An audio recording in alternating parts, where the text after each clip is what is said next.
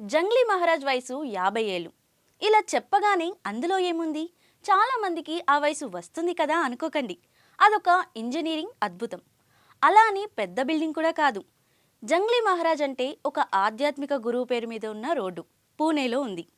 5 దశాబ్దాలుగా రిపేర్ అన్న మాట లేకుండా తన దారిలో వెళ్లేవారందరికీ సేవలను అందిస్తుంది. 1976లో రికాండో కంపెనీ నిర్మించిన 2.5 కిలోమీటర్ల రోడ్డు ఈ అద్భుతం.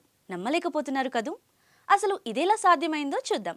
రోడ్ అంటే గుంతలతో నడుము కలుక్కుమనే రహదారులే మనకి తెలుసు. ఆ రోడ్ల కోసం మనం కట్టే పన్నులు గుర్తొస్తే మనసు చువుక్కుమంటుంది కూడా. మరి జేఎం రోడ్డుగా పిలిచే జంగ్లీ మహారాజ్ రోడ్డు ఎలా అంత దృఢంగా నిలబడింది?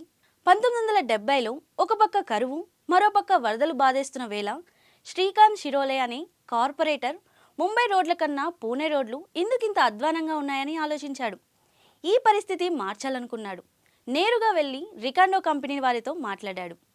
మధ్యలో అధికారుల ప్రమేయం లేకుండా 10 సంవత్సరాల గ్యారంటీ ఉండే రోడ్ నిర్మించమని అడిగాడు. ఫలితంగా రూపుదిద్దుకున్న రోడ్డే ఈ జిఎం రోడ్. చిన్న చిన్న రిపేర్లు వచ్చినా దృఢంగా తట్టుకొని నిలబడింది.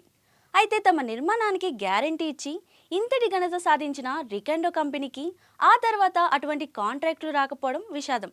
ఈ రాకెట్ యుగంలో జేఎం రోడ్ నాణ్యతకు, మన్నికకు, నిబంధతకు ప్రతీకగా నిలిచింది. సరిగ్గా ప్లాన్ చేసి అమలు చేస్తే చక్కటి ఫలితాలు సాధ్యమని నిరూపించారు. పూణే స్ఫూర్తి ఇతర రాష్ట్రాలకు మార్గదర్శకం కావాలి. అప్పుడు దేశమంతా జేఎం రోడ్లే. చివరిగా చిన్న మాట.